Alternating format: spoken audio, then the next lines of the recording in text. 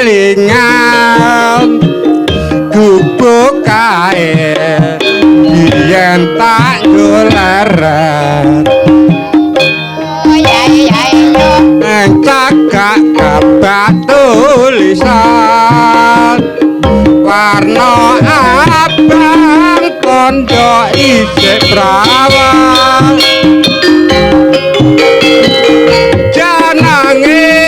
gubuk asmara biyen kae kanggo andum tresno tanpa bantal tanpa kloso bot abote ning taman asmara kae ning kanthi besok ora bakal gubuk kae kabeh tangawangi ngati gagat reno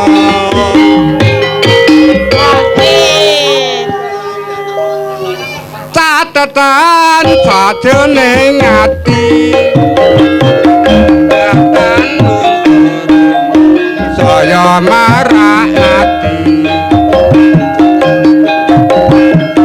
aku kowe dadi garwa marga leren ning gubuk asmara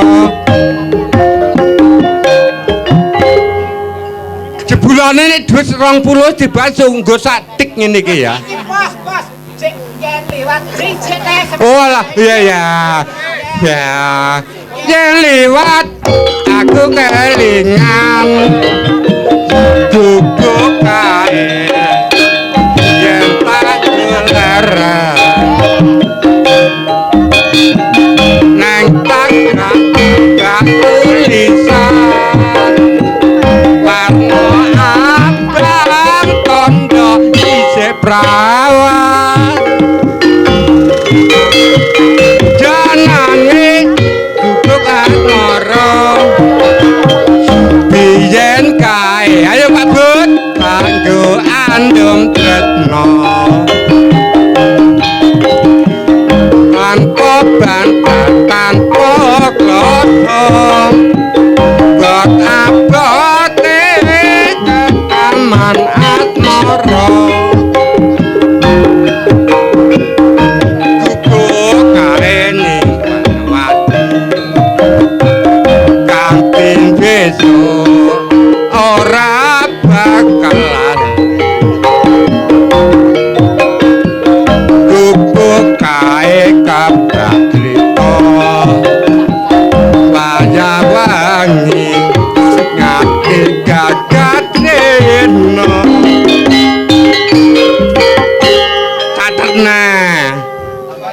catatan sajane atikem nang Pak Bar datan luntur saya marah ati aku kowe dadi garwa nang gubuk asmara niki tesen nang pundhat melih menen nek kula numbas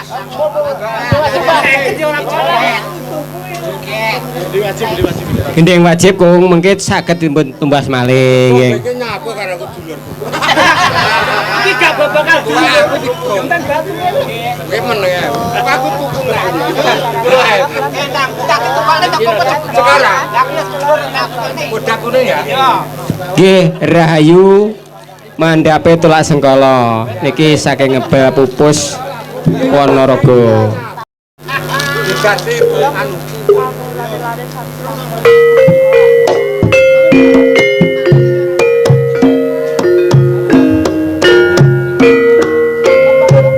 Roni makili Mas Warsito saking Petung. Nggih, Mbah Sukar mewakili Mas Warsito saking Petung Padas.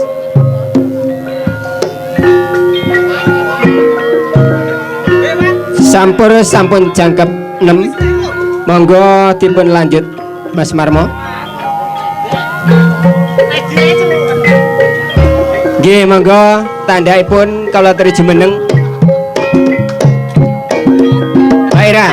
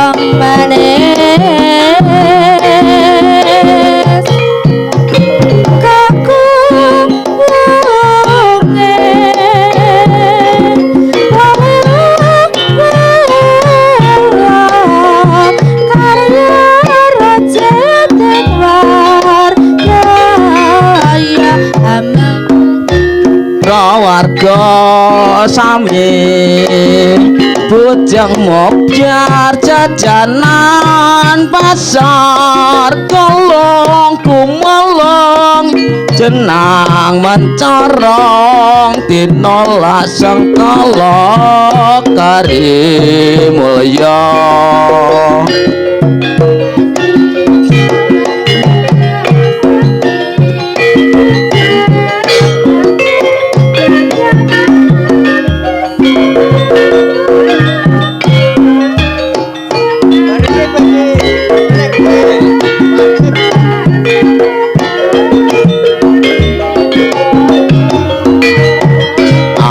Matri prawarga sami bujang mobyar jajanan pasar gelong kumelong jenang mencorong tinola sengkala kadimul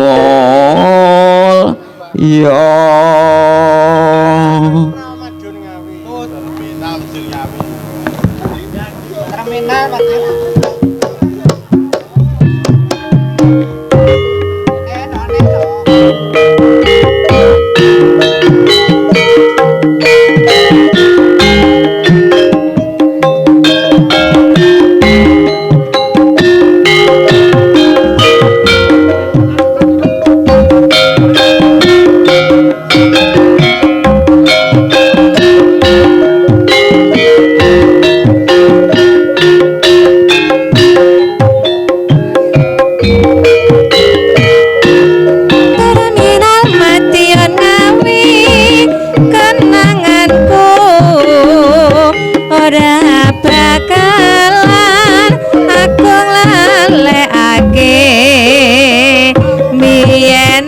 ibu duwe pacar anake Pak Dukiman bakul pecel ana ing pinggir prapatan terminal mati ngawi kondolanku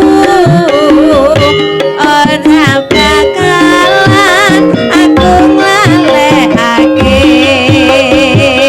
biyen jaman semono kowe janji karo aku nanging saiki kowe ngingkari janjimu yen aku kangen karo sliramu tak sawang-sawang padamu ning hatiku yen aku kangen karo sliramu tak alas-alas padamu ning dompetku apa kowe rasa nanging saben dina ora bakal ilang jotomu ning HP-ku.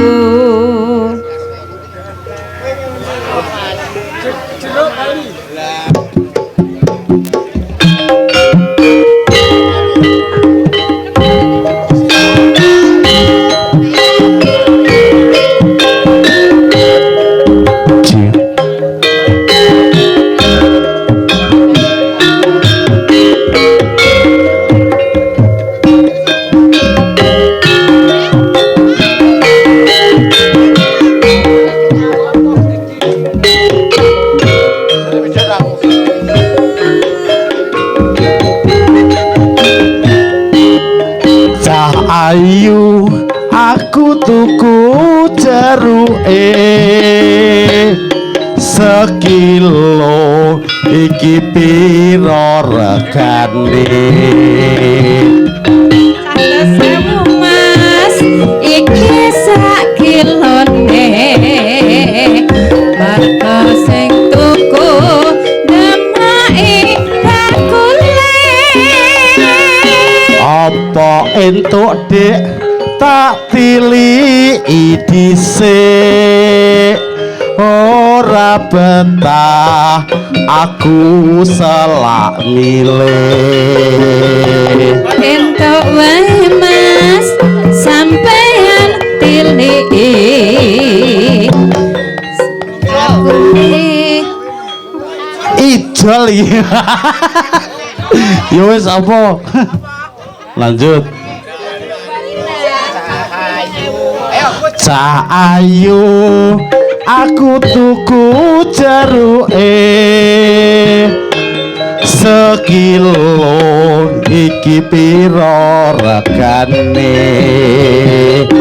50.000 mas iki sak kilone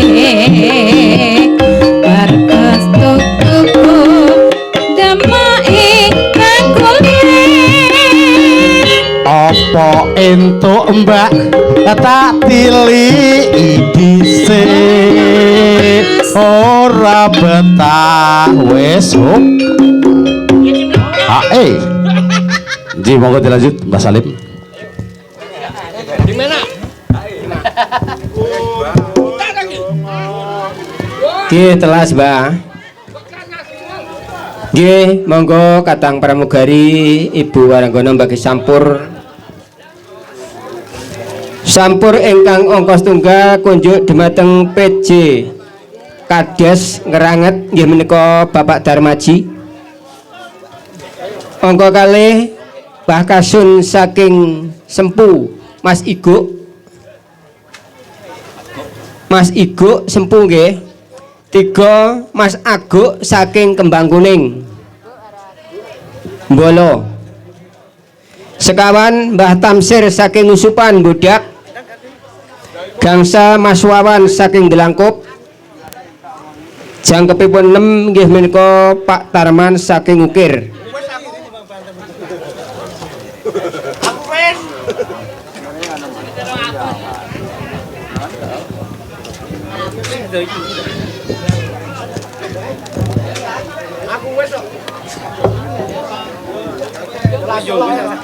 Nggih mbok bilih badhe ngersakaken jineman monggo katuran tindak mriki.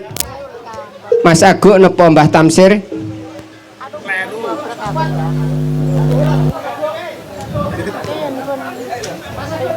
Mas Aguk mengke sing makili Pak Kuat. Mboten nggih.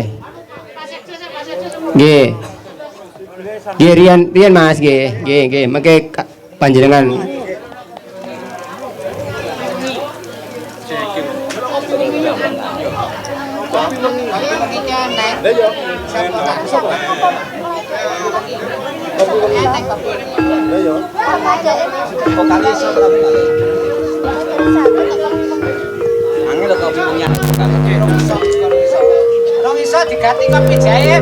Basir kopine wengi mboten enten saniki dicampuri jahe mawon nggih.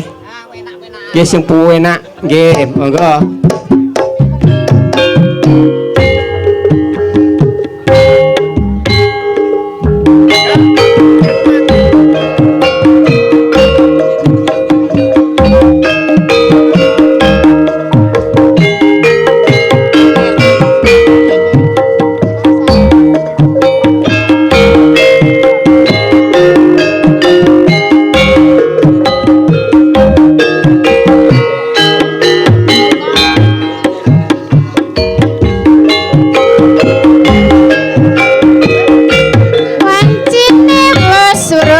Soryo sisih wetan padang sumilae rembulan kawadari anuruti padange ngati monggo enang pasiran padha sonjo ana warung kopi apa makan apa guna ora mikir seseorang blonjo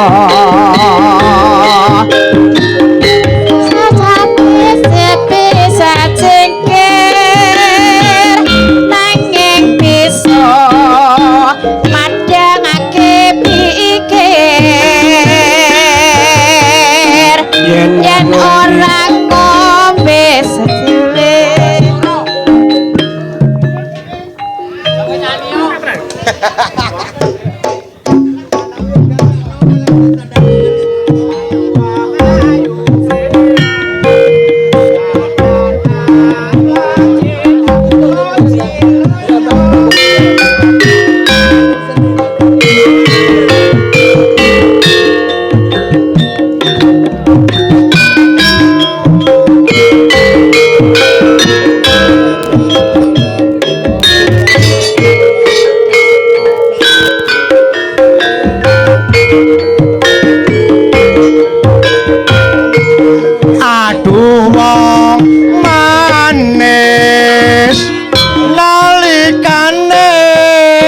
sepisan ketemu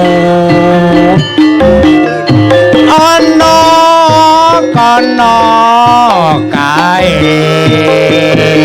gawang angel dilalekke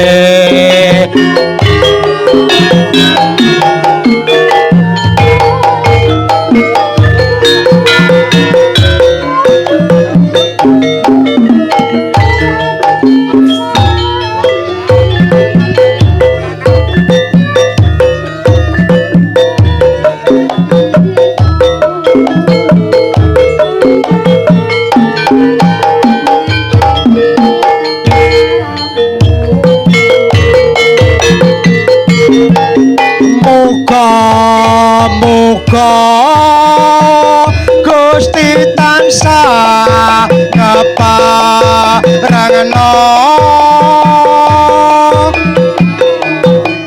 dadi srana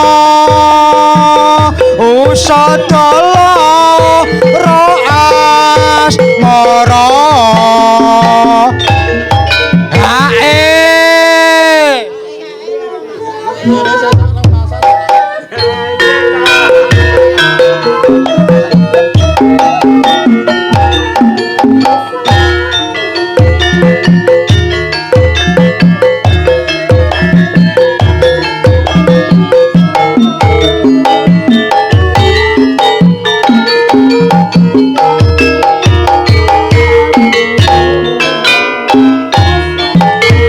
Matur suwun.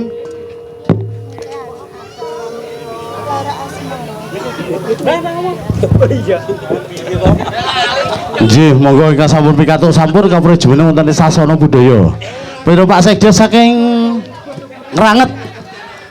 Mas Darmaji. Nah, terus Mbah Wo saking Sempu Padas. Oh nggih, monggo jumeneng Mas Wawan, Mas Aguk.